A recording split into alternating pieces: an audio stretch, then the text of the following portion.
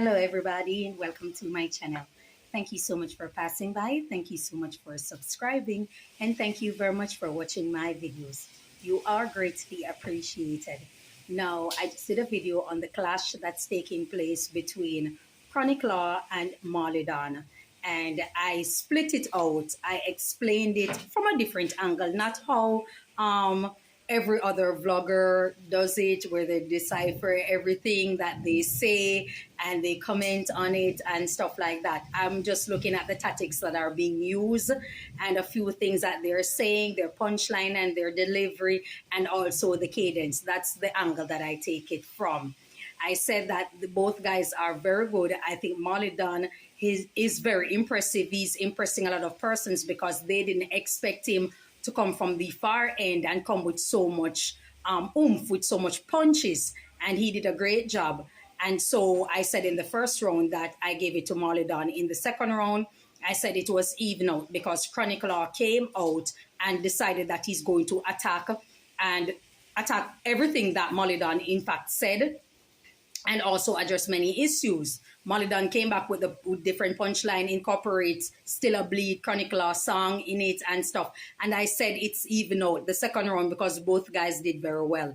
In the third round, I said that I gave it to Chronic Law because Malie used the same concept. He used like a Chronic Law song and stuff like that. And he was very melodious, but it was seemingly the same type of melody, trap type of melody that he used.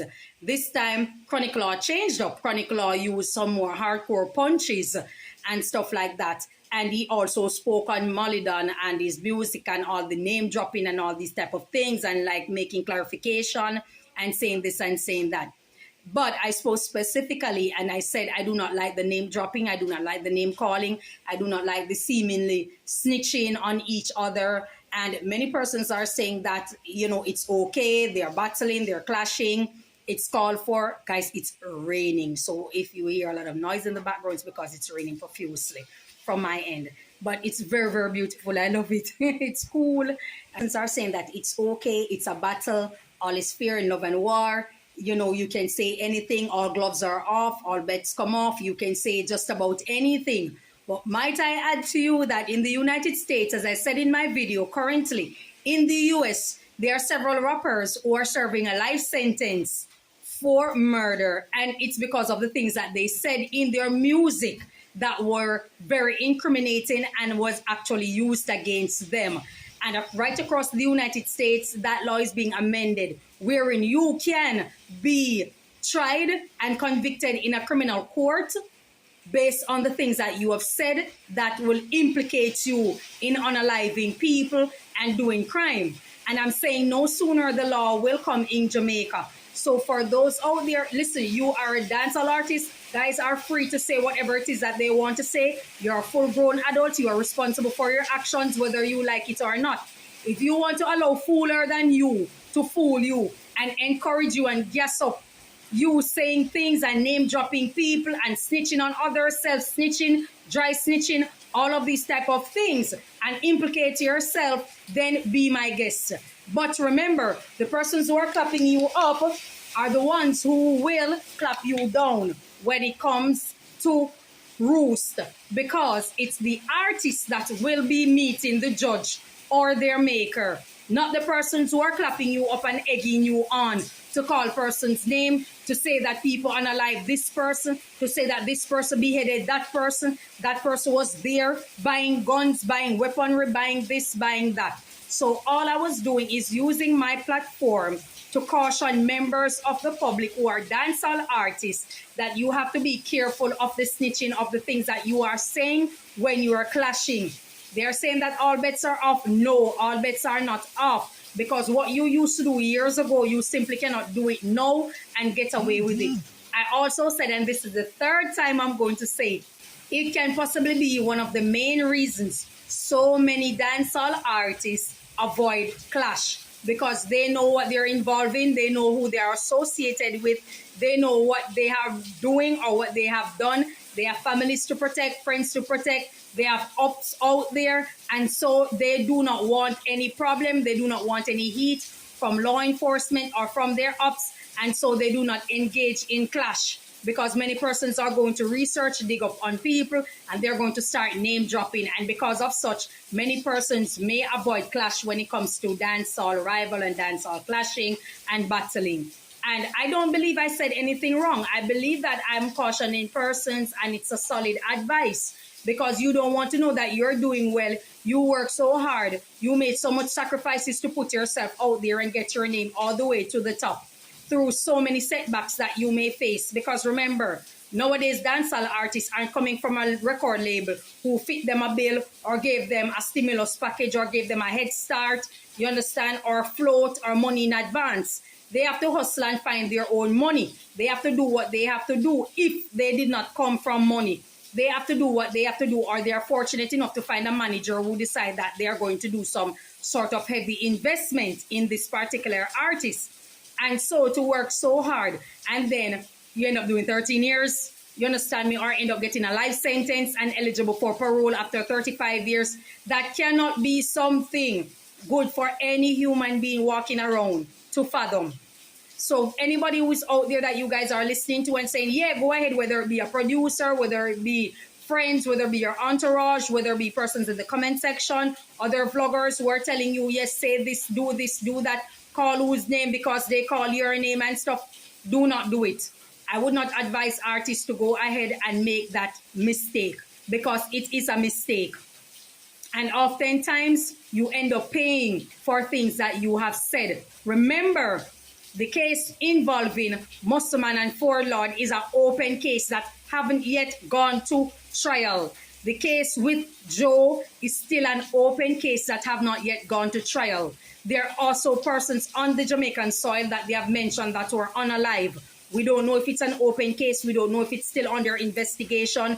We don't know if the trial has gone through, if it's a closed case. We don't know. But a lot of things that are being said, in the clash is very detrimental. It's very dangerous.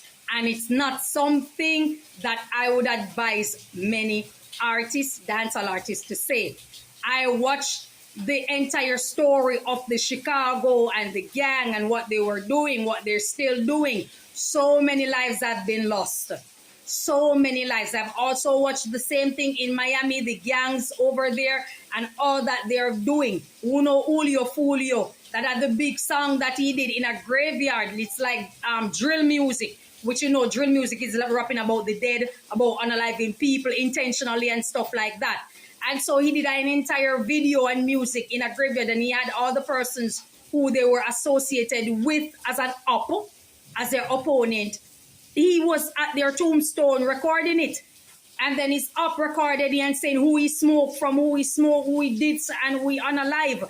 Until Julio Fulio is now unalive. And so this is no joke. King Von from Chicago, same thing. You understand? So many of them. FBG Duck, so many of them. We do not want Jamaica to attempt to reach there, because it's not only artists who are going to turn up missing or unalive. Regular people, law-abiding citizens, regular civilians, productive people in society can end up becoming victim of it. So this is not something good. This is not something good to be name-dropping and dry snitching and doing all of these type of things, because it's not just a judge that you will end up meeting. You understand? It's not just a law enforcement officer that will take you out or make an arrest. Ops are out there, and if you have family members that you are protecting or you love and care for, and you have children especially, you might want to move a bit different. That's all I am saying. That's all I am saying. But so far, the clash is good. The clash is nice. They're very lyrical. I like their punchline and I like their delivery. So I believe it's a 1-all situation right now. I haven't watched any more to see if there's any more songs that were put out. So I'm just going by what was said in the last clash, which was the third one or the third round. You understand? You guys, there are so many persons out there who are blogging about it, right? And they come from different angles. I personally take a different angle. I look at the delivery, I look at the punchline, I look at the cadence, how they sound, what they're doing, melody, instrumentals, all these type of things are what I pay attention to. And I like it. I like when people, because it shows talent. You understand me? It's not just having a scribe or someone writing for you and doing all. Eventually, you have to go, you have to get pen and paper, write your own thing. You have to go in the studio and do your own thing. And this is the reason I like it, because it shows pure talent. It shows pure talent. And that's what I respect about Clash. You understand? Yes, a person may add or take away something from a line or two, or may say, don't say it like this, don't say it like that. You understand? But at the end of the day, it takes real talent to go into an actual clash. And for that, I commend both artists. I like Malie growth. And we know Chronic Law is very, very, very talented and very lyrical. So it takes some sort of guts and bravery to actually step to it. I just do not like when Malidan is saying that, try me, this, that, come there, nobody can. I mean, yeah, you can say certain things, but at the end of the day, just remember that the media have it that Six is an actual gang, and it has been responsible for the death of many persons in Jamaica and offshore. So for Squash Father saying that it wasn't a gang or it's not a gang and it's the Minister of National Security that did this, caused this, and then you're clashing and saying that you are part of the Six and this is what you actually do, and you're saying that in real life this and that and stuff like that, people are looking at you sideways and be like, oh, it's an actual gang. They actually do this. I remember Squash is what? Arrested. And he's facing a serious, serious crime. You understand? And so you might want to just brush up and not dry snitch or do any of these type of things when clashing. But that's all I have to say. Thank you very much for your time. Enjoy your day and may God bless you. Bye-bye.